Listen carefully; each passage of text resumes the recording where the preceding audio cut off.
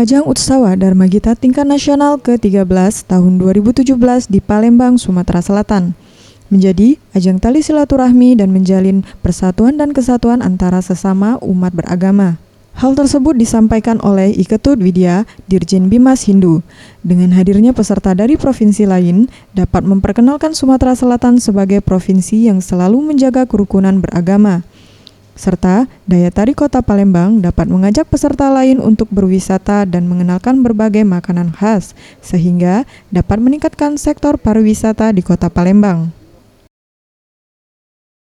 Orang datang ke sini pasti juga kuliner, berbelanja, souvenir dan sebagainya.